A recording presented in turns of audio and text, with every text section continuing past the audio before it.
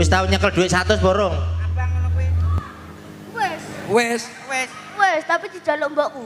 Waduh. Aduh. Iki sing jenenge eksploitasi anak ya ngene iki. Ora oleh.